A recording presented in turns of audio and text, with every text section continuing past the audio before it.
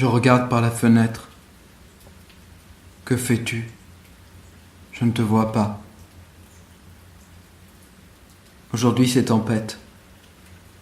Tellement tempête que l'on ne sait plus où on est. Géographie tourne-boulet ou est-ce ma tête qui est trop remuée ? Je ne sais pas. Je n'ai jamais trop su, tu sais. On voudrait sortir, je voudrais sortir. Depuis 3 jours, je ne bouge pas et le ficus ricane. Ah, ça lui ferait bien plaisir que je devienne comme lui. Tu veux que je te dise, plus ça va, moins je l'aime. Je ne lui dis pas. Mais il a pris un coup de vieux et c'est tout juste s'il ressemble encore à quelque chose. C'est toi qui me l'avais offert. Tu te souviens ? Tu trouvais que ça manquait de verdure. Alors un soir, tu étais arrivé avec ce truc immense dans les bras en me disant « cadeau ». C'était sympa, c'est vrai. La voiture qui était là depuis une semaine a été enlevée ce matin. Elle embêtait tout le monde. Comme si c'était facile de trouver une place dans le quartier. Il y a de ces gens, je te jure. Moi, ma voiture, je la prends plus trop, mais je la mets là où ça ne gêne pas. Quitte à marcher un peu. Le ciel est vraiment noir. Et parfois, il y a des tourbillons. Enfin, c'est peut-être juste de grosses bourrasques, mais c'est impressionnant. Le ciel est tellement noir que ça fait comme une chape, une nappe épaisse en forme de rond. Un napperon ? Oui, un gros napperon. Un napperon noir au lieu du blanc que grand-mère mettait sur la télé, comme si ça faisait antenne. Je regarde par la fenêtre. Que fais-tu ? Tu me vois ? Je ne me suis pas rasé ce matin. Quand je ne me rase pas, je sais que je ne me ressemble pas. C'est fou comme la barbe peut changer un homme.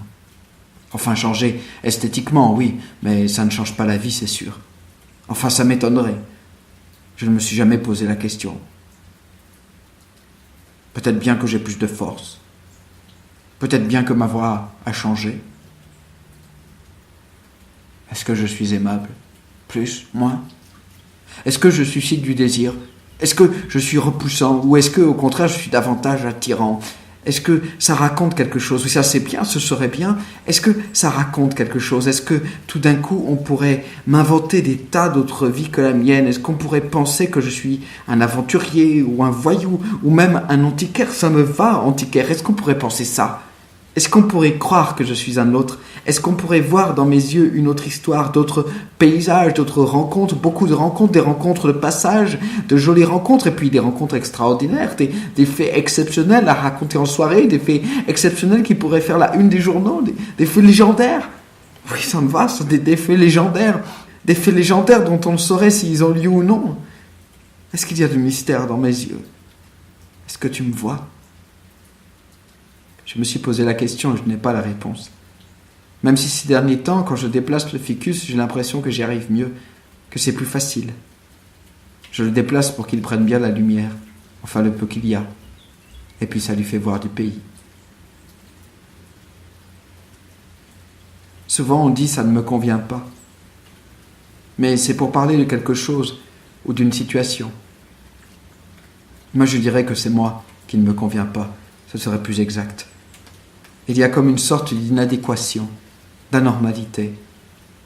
Je n'aime pas trop ma tête, mais ça, ce n'est pas grave.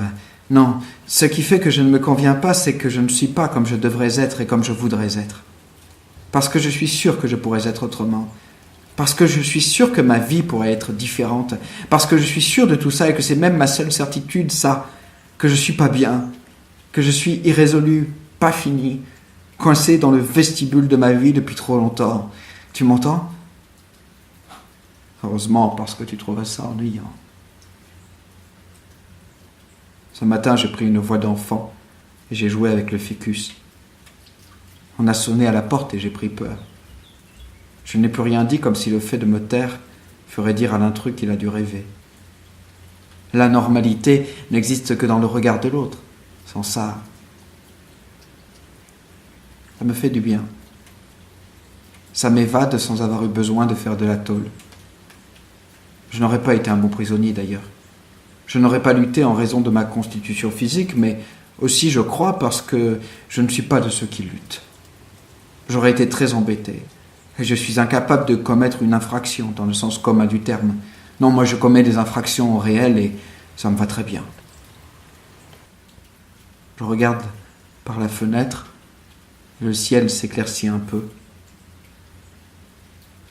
Tu me vois ?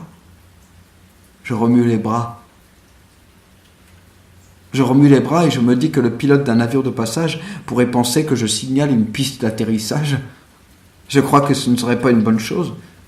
L'appartement est trop petit, à commencer par la fenêtre, et je ne sais pas si j'aurai le temps de dégager l'espace. Il faudrait que j'aille chez le voisin et que je pousse les meubles avant. Il faudrait aussi que je pense à prendre le ficus. À mon avis, il ne se remettrait pas d'un coup d'aile. Tout ça... Et tout ça, ce serait bien. Moi, je pense que ce serait bien. Un trou béant dans cet immeuble. Ce monstre de métal rempli de cartes postales. Le ficus qui se prendrait pour un palmier et moi pour un chef de village. L'appartement, tout à coup, serait un lieu de villégiature et tout serait transformé. Ils iraient dans la salle de bain, je ferais couler l'eau et à tour de rôle, ils s'y baigneraient en pensant que c'est la mer, une mer nouvelle dans laquelle je mettrais du bleu de méthylène et des morceaux d'orange pour figurer le crépuscule. Il y aurait beaucoup de rire. Et puis ça parlerait dans toutes les langues. L'appartement aurait un air de cocktail. Et la nuit, l'avion s'éclairerait comme un building horizontal dans une vaste mégalopole. Le petit, l'infiniment petit, et le grand, l'infiniment grand se mélangeraient, se confondraient pour ne faire qu'un, un dans le tout. Moi, je pense que ce serait bien. Le voisin d'en face me regarde interloqué. Même pas un petit avion de papier. Tu parles. Il a déjà fermé sa fenêtre et tiré ses rideaux. Je déteste le bruit aigu des rideaux qui se ferment. C'est bien pour ça que je n'ai pas de rideaux d'ailleurs, pour ne pas avoir à les fermer. Et puis je n'ai rien à cacher. Je ne vois pas pourquoi j'aurais des rideaux si je n'ai rien à cacher. Qu'est-ce que je pourrais cacher ? La mine froissée du réveil, mon ventre qui est passé de la plaine au vallon, les dates de péremption que je dépasse allègrement, les miettes qui tombent sans poule gloussante pour les picorer, la poussière sur les meubles, les quelques araignées que j'héberge. Non, ce ne sont pas des criminels et moi non plus. Je me suis peut-être un peu tué dans ma vie, je ne dis pas le contraire, mais ça ne regarde que moi. Le fait de devoir nommer les choses me rend inquiet. Je ne veux pas enfermer les choses dans une définition dont elles ne pourraient sortir. La plupart du temps, malheureusement, si l'on veut garder la pensée claire et précise, et puis parce que c'est bien, parce que c'est beau de trouver le mot juste, on est obligé de mettre des prisons, de mettre des cellules. Mais parfois, on peut faire dans le vague, se contenter de déterminer à peine, pour que l'objet puisse être à peu près tout. Et lorsque l'objet est à peine déterminé, cela laisse un immense champ de possibles, un appel à une réalité providentielle. Et ça me plaît. Ça me donne du courage.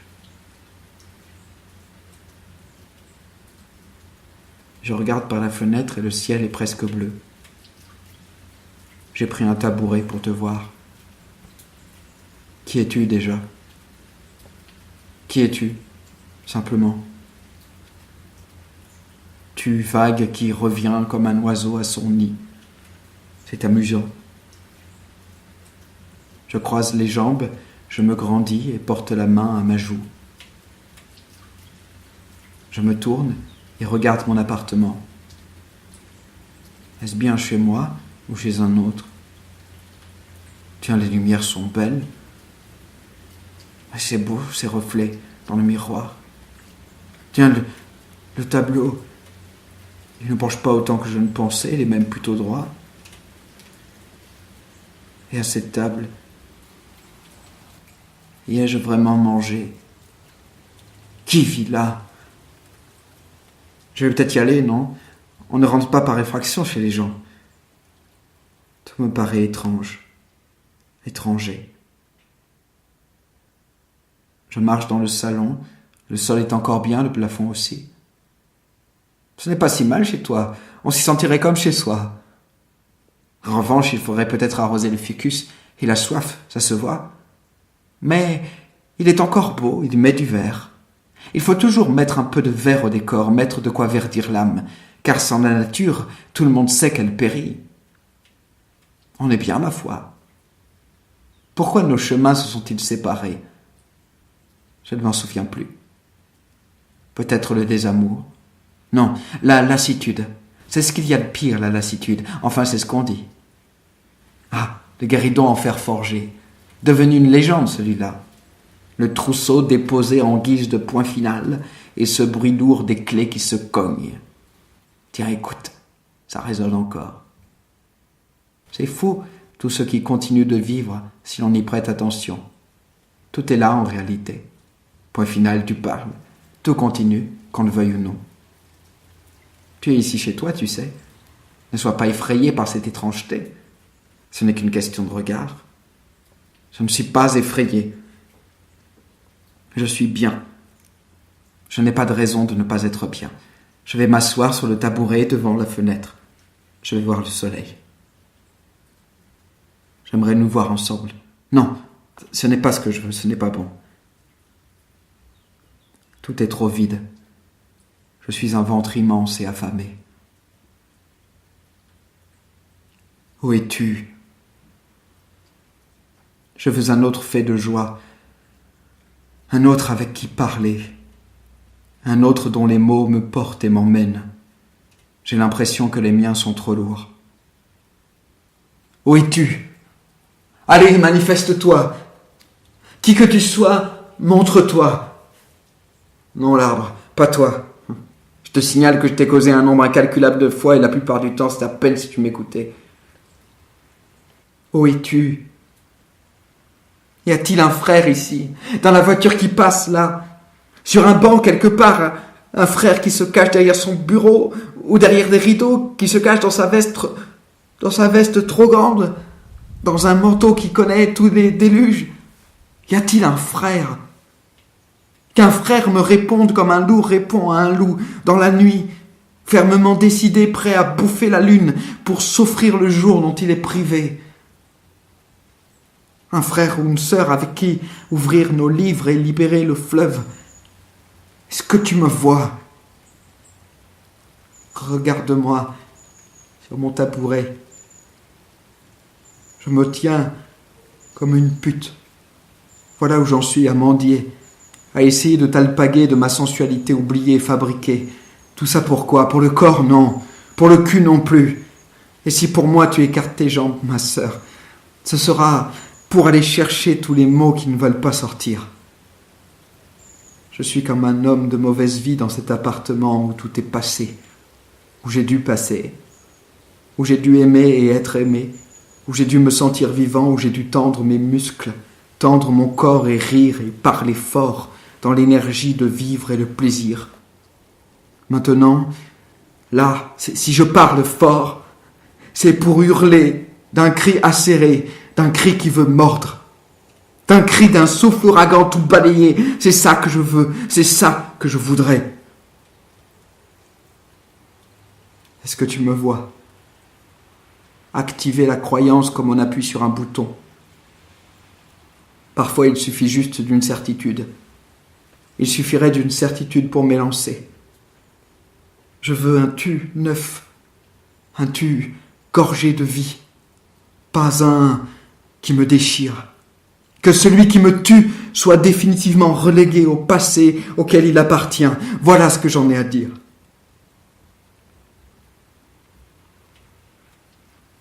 La fenêtre est toujours ouverte. Le ciel change, zébré d'orange. Qui suis-je? Je suis cet homme qui veut vivre, qui en a des spasmes dans le corps, des larmes qui brûlent et une boule dans la gorge.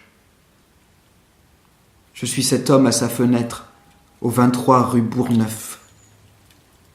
Cet homme qui ne s'est pas rasé. Cet homme qui a un ficus qu'on lui a offert et qui finit par lui ressembler.